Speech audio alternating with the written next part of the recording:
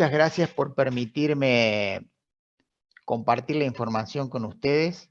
Para mí es un placer y pedirle disculpas porque yo no hablo portugués, solamente lo entiendo, pero no lo puedo hablar. Entonces voy a tratar de hablar lentamente para que ustedes puedan comprender lo que trato de transmitirles.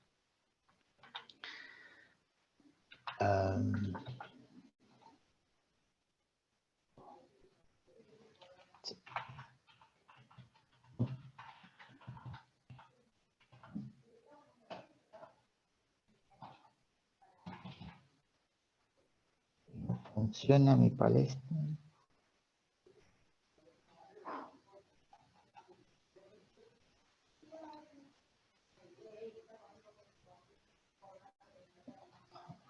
Ok. El contenido de la presentación es el siguiente. Nosotros vamos a hablar de productos UHT deslactosados.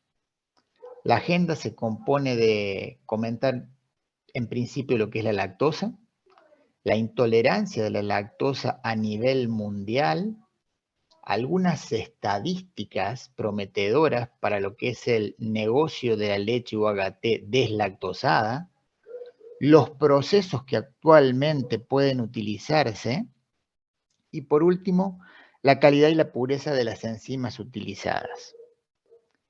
Bien, en primer lugar, ustedes como conocen, la leche se compone de un 4,6 a un 4,8% de lactosa en la leche de vaca, en la leche que estamos acostumbrados a comercializar. La lactosa es un disacárido compuesto por glucosa y galactosa. El nombre proviene del gen lactis, una palabra que se usaba una palabra latina para nombrar la leche, y ose viene de otra palabra que se usaba para nombrar los azúcares. Entonces la combinación quedó lactose, es la principal fuente de energía que tiene la leche, y la solubilidad de la lactosa es bastante baja en comparación con otros azúcares. Por supuesto, en este tipo de componentes la solubilidad aumentan con el aumento de temperatura. ¿Por qué estamos hablando de lactosa? Bien, porque a nivel mundial existen algunas personas que no logran tolerar la lactosa. ¿Por qué no logran tolerarla? Precisamente porque en el intestino delgado hay una ausencia o una carencia o una falta de una enzima que se llama lactasa. Generalmente, como indica, ustedes ven como indica este slide, ocurre en el 70% de la población mundial. Es un número realmente alto que puede ser discutido. Pasa que en este caso, no todas las personas son totalmente intolerantes. Existen personas que son medianamente intolerantes y atribuyen ese problema a otro tipo de enfermedades. Esta enfermedad, como la intolerancia de la lactosa, tiene algunas consecuencias, como por ejemplo pueden ser hinchazón, calambres, flatulencias, diarrea, malestar. Generalmente la gente lo que primero manifiesta es que cuando consume un producto lácteo le cuesta digerirlo, le cuesta la digestión, y esto tiene un solo resultado. Generalmente las personas dicen, bueno, dejo de consumir lácteo porque no es bueno para mí, no lo puedo digerir. Entonces lo que pasa es que se pierden las enormes virtudes que tienen los lácteos y nosotros como comerciantes dejamos de vender productos lácteos. Para todo hay una solución, ¿verdad? La aparición de la intolerancia a la lactosa fue más o menos así en el mapa mundial, donde nosotros nos ubicamos como América Latina con un alto porcentaje intolerantes. Si bien vamos a ver los países más nórdicos, tienen menos intolerancia a la lactosa. Un mapa un poco más definido dice que en el norte y el centro de Europa solo el 10 al 20% de las personas son intolerantes. América Latina, donde estamos situados nosotros, entre el 40 y el 60, es realmente importante. y Sudáfrica y Asia la intolerancia supera el 60%, donde realmente hay que tomar algunas medidas importantes para tratar de trabajar sobre este punto y donde se abren algunos negocios muy importantes. Ahora, un poco de estadística de que va del año de 2018 al 2023. Esto es solamente en leches, hablando de leche UHT. La leche UHT representa aproximadamente 40.300 millones de euros. Es el negocio de leche UHT frente a los 58.600 millones de euros que tiene toda la categoría de leches, donde está la leche fresca y la leche UHT. Esto es para los que producen o para la producción de leche UHT, esto es algo muy importante porque está marcando esta tendencia, un crecimiento para la leche UHT, fomentado siempre en que es un producto de larga duración y siempre que podamos conseguir una estabilidad en el tiempo, va a ser un producto que va a ser muy buscado para la exportación a donde hay aquellos países carentes de leche. Si bien el crecimiento está impulsado por Asia-Pacífico, con un 4,1%, no debemos descuidar a América Latina, que tiene un crecimiento del 3,7% pronosticado hasta el año 2023. Bien, dicho esto, tenemos alguna otra tabla donde realmente es muy, muy interesante cuando hablamos del mercado de leche deslactosada dentro del mercado de leche UHT. Acá hay algunos países, se mencionan en una tabla de mayor a menor, pero si quieren nos podemos situar en Brasil, donde indica que el mercado en valor, en euros, en millones de euros de leche UHT, sin lactosa, estamos hablando de 222 millones de euros, y eso va a representar entre el 2018 y el 2022 un crecimiento del 7,3%. O sea que el mercado para la leche UHT deslactosada es realmente muy interesante. Por supuesto, volviendo a lo que dije anteriormente, que la leche UHT va a ser un punto muy importante para la exportación, ya que algunas estadísticas indican que el consumidor, si bien tiene la opción de consumir leche en polvo, lo que necesita es ser lo más rápido posible y tener un producto que lo referencie con lo más natural posible. Entonces, por eso, la leche UHT va a ser una de las leches que más se va a exportar, siempre y cuando podamos conseguir una vida útil interesante y una estabilidad de la leche en esa vida útil, ¿no? Ese es un desafío sobre todo para aquellas leches que son deslactosadas.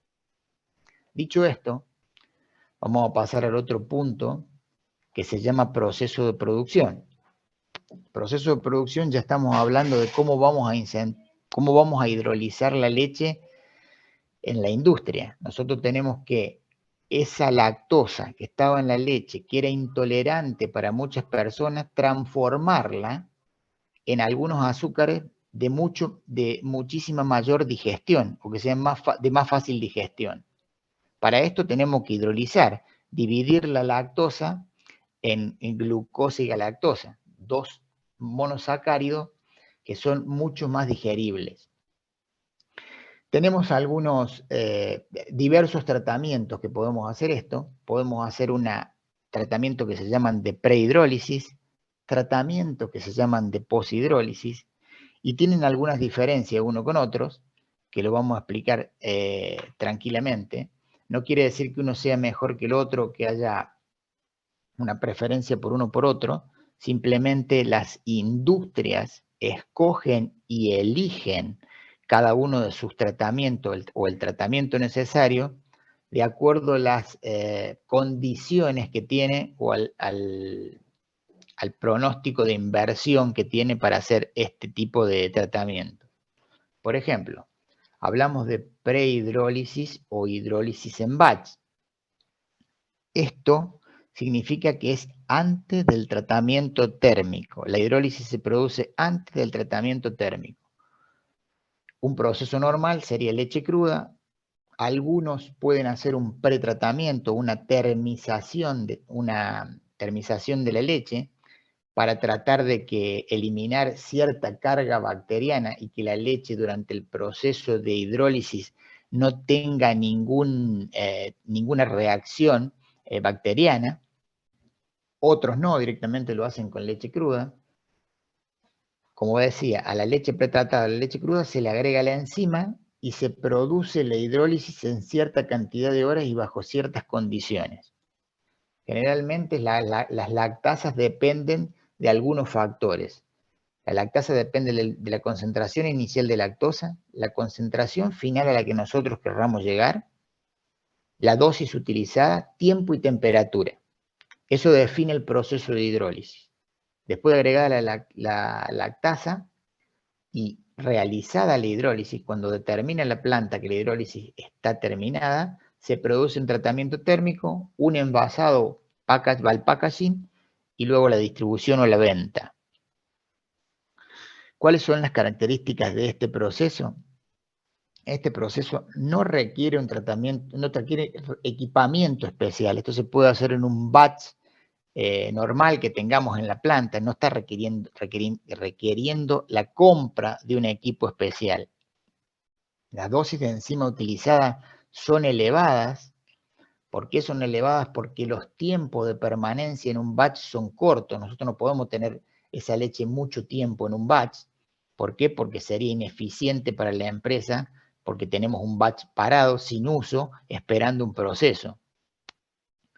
La reacción de Maillard se ven potenciadas durante el tratamiento térmico porque tengo todos los azúcares disponibles. Ya vamos a hablar un poquito más adelante de la reacción de Maillard, por qué afecta de esta manera. Una de las características importantes es que después del tratamiento térmico la enzima se desactiva, queda desactivada. Ahora pasemos al otro tratamiento, que es un tratamiento poshidrólisis. Poshidrólisis indica que el tratamiento es la hidrólisis se realiza después del tratamiento térmico. Entonces, ¿qué hacemos? Tenemos la leche, la pretratamos, la tratamos térmicamente o la esterilizamos, como ustedes quieran, y después en forma aséptica introducimos la enzima en la línea que va al envasado y la hidrólisis se produce dentro del packaging. Cuando el producto ya está envasado, ahí se produce la hidrólisis. Y después va la distribución, por supuesto. Todo este proceso de hidrólisis, que es una hidrólisis de tiempos largos, se produce dentro de la industria, antes de que salga a la venta. Este proceso requiere de equipamiento especial, ¿sí? Ahí hay que hacer una inversión extra. Las dosis de enzimas utilizadas son bajas porque yo tengo tiempo de hidrólisis bien largos, son largos, entonces uso muy poca cantidad de enzima para obtener la reacción. La reacción de Maillard se produce lentamente porque yo voy teniendo durante esa hidrólisis no tengo procesos térmicos excesivos, la leche ya está con una temperatura que va a quedar en el almacenamiento. Lo que sí me queda distinto al otro proceso, la enzima queda activa. No hay ningún proceso posterior que desactive la enzima. Entonces esa enzima queda activa. Lo que hace es, mientras encuentre lactosa, la enzima lactasa la va a seguir desdoblando en el proceso de vida útil. En la poshidrólisis, la que hablábamos recién, que la hidrólisis se hace después del tratamiento térmico, existen diversas posibilidades, dependiendo mucho de lo que la empresa requiera o de los arreglos que tenga con la empresa proveedora del equipamiento. Los dos sistemas que existen en el momento son, uno es inyectando enzima y haciendo una filtración de esa enzima, lo que la convertiría en una enzima estéril y apta para colocarla en una leche ya estéril. Y otro proceso es un proceso aséptico. La enzima se coloca directamente en la línea porque ya viene estéril desde el proveedor.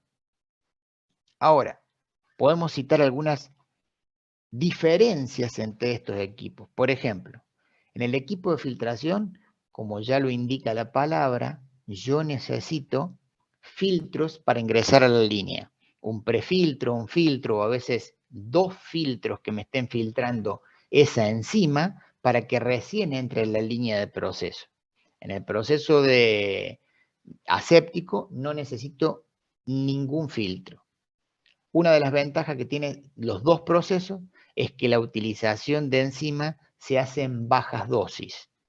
Como los tiempos de hidrólisis son largos, son amplios, no tengo ningún problema y uso pequeñas dosis de enzima. O sea, el costo de la enzima es relativamente bajo.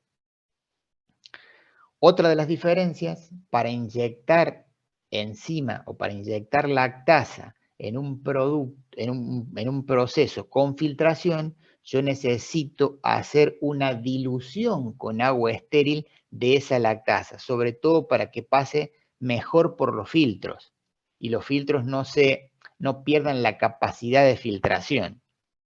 En cambio, en el sistema séptico, lo único que hago yo es inyectar, como ustedes ven en la parte posterior de la presentación, directamente en línea, ¿sí? Esta parte está inyectando en la cañería, en el flujo de leche, y esta otra parte está entrando o está insertándose en el packaging donde la enzima ya está esterilizada.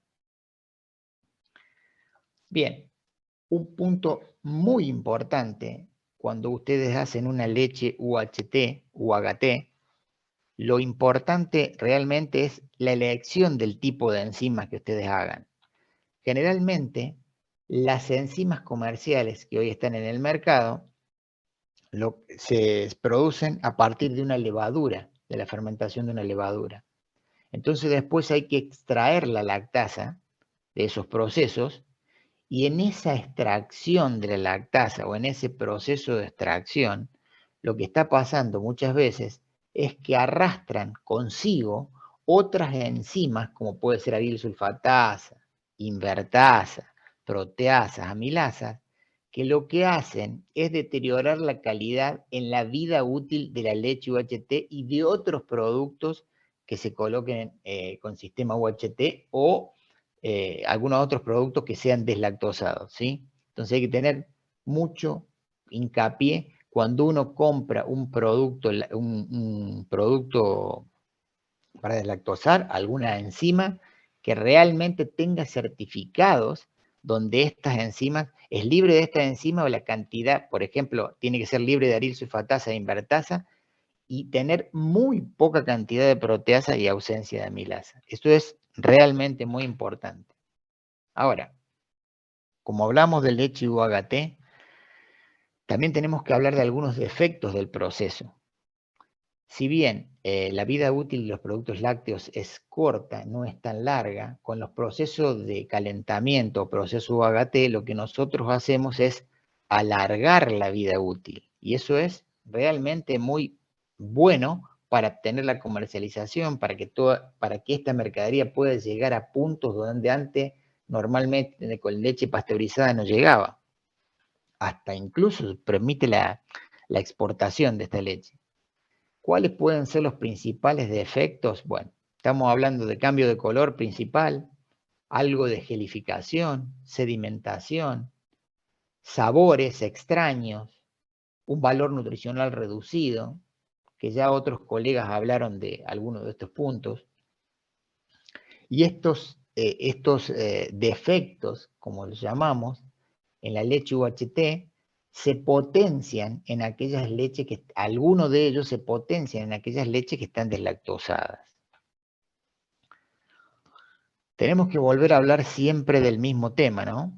Cuando hacemos un proceso, cualquier proceso de leche, envasado de leche o hacemos un producto a base de leche, lo primero que tenemos que ver es la calidad de la materia prima, la calidad de la leche. Todos los factores de calidad de leche influyen en el proceso posterior.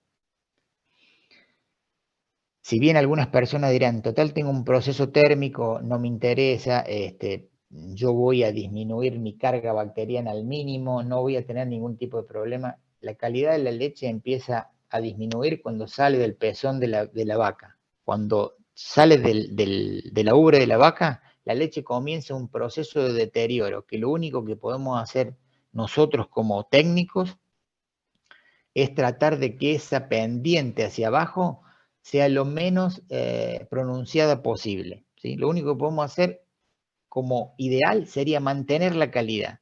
Todos los procesos que nosotros hagamos posteriores para tratar de mantener calidad.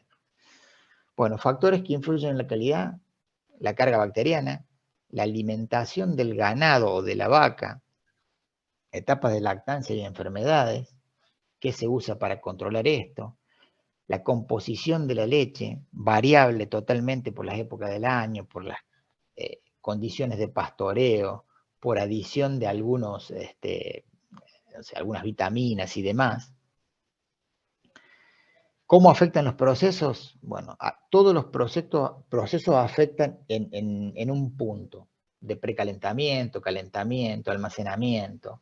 La estandarización de los procesos, por ejemplo, la homogenización, los daños de la materia, la membrana del lóbulo graso, que puede concebir posteriormente una oxidación, los bombeos excesivos, los procesos de UHT directos e indirectos, cómo la juega la temperatura y el tiempo, que ya algunos colegas también hablaron de esto, el almacenamiento, la temperatura de almacenamiento de leche UHT deslactosada, sumamente importante, sumamente importante. Defectos de color, totalmente relacionado con reacción de Maillard, totalmente relacionado con reacción de Maillard. Estamos hablando de que la reacción de Maillard está dada por un azúcar reductor, un compuesto amino proveniente de proteínas, calor y agua. El calor siempre es un catalizador de la reacción de Maillard. Y ahora, si nosotros tenemos un azúcar, yo hablé de un azúcar reductor, cuando hacemos un deslactosado en leche UHT, acuérdense que yo dije que la lactosa se dividía en glucosa y galactosa. La galactosa es mucho más reactivo que la glucosa y la lactosa. Entonces estamos enfrente de un potencial amarronamiento o empardamiento en la vida útil de la leche.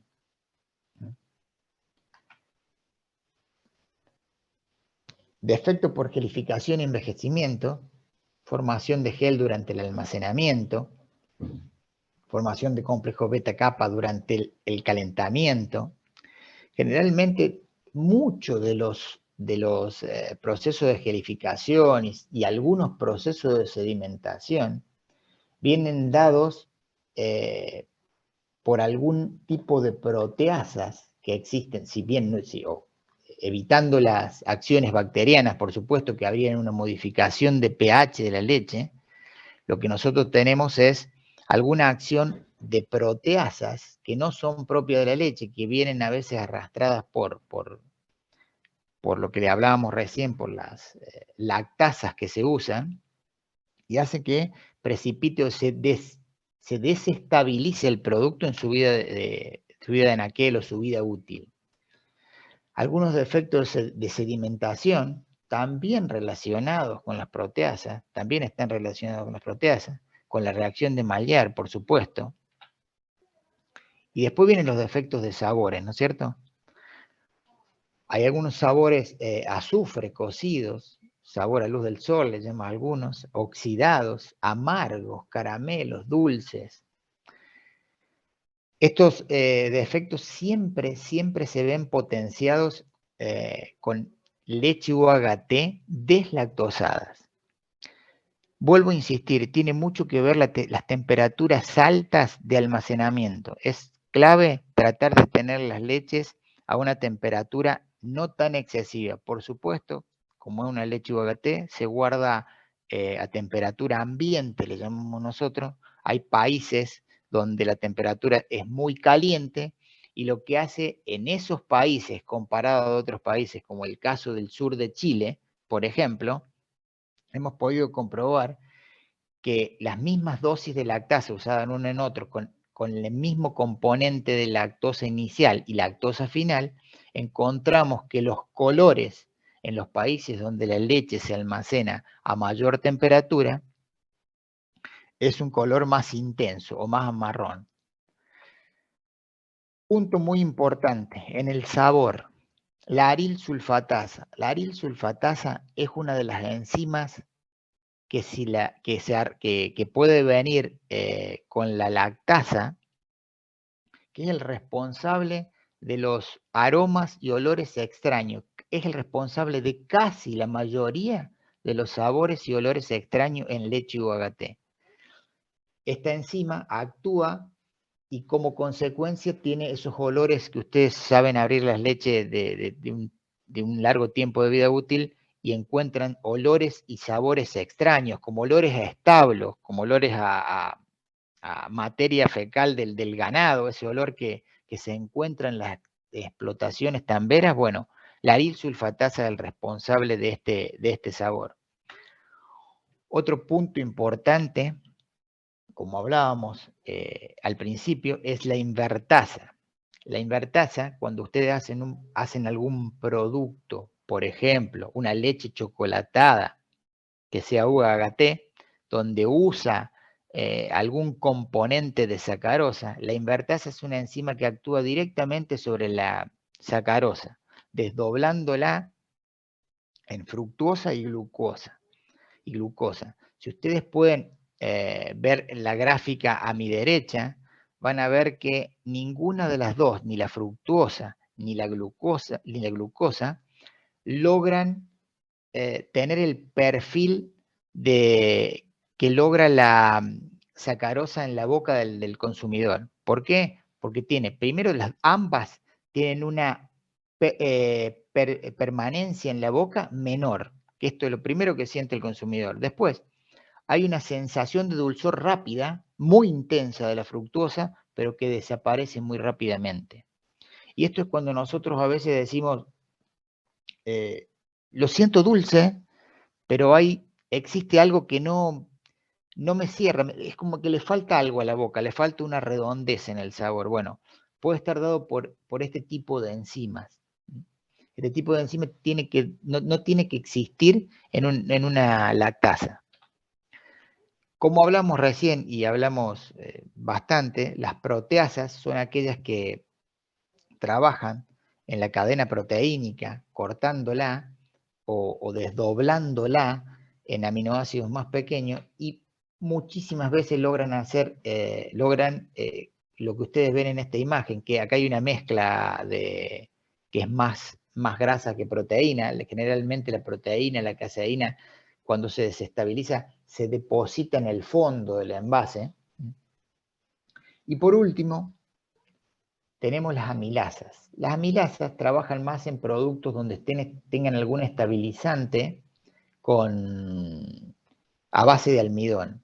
La amilasa ataca directamente el almidón y lo que puede estar produciendo, es lo que estamos observando, es que las amilasas lo que hacen en productos UHT o productos que usan almidón como un estabilizante, como una materia de espesor en el producto en sí, debilitan esa fuerza y hacen perder consistencia y viscosidad.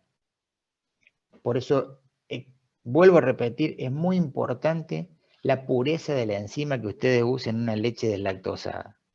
Otro punto también importante y no menor es que cada vez que ustedes vayan a comprar una enzima, tiene que estar certificada por alguno de estos organismos, donde ustedes puedan realmente rotular un producto como natural, libre de GMO y todos estos puntos interesantes que lo hacen más natural.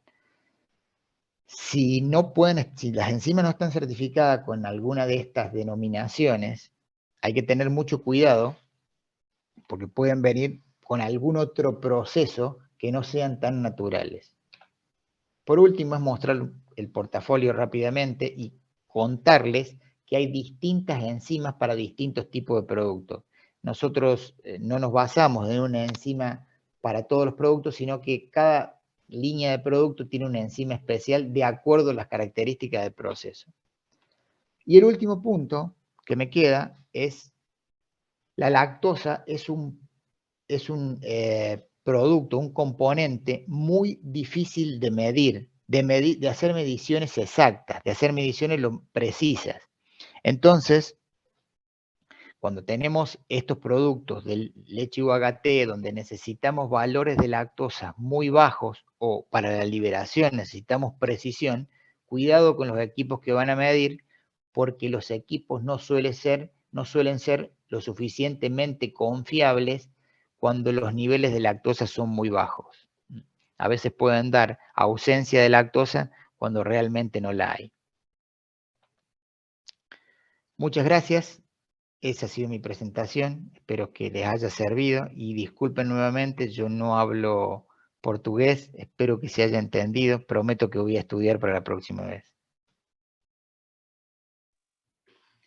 Ariel, muitíssimo obrigado, ou muitas graças, né? Nós agradecemos muito pela apresentação, foi claríssimo, seus slides também foram muito claros, e foi muito importante mostrar as tantas variáveis que existem relacionadas à hidrólise e produção de leite UHT.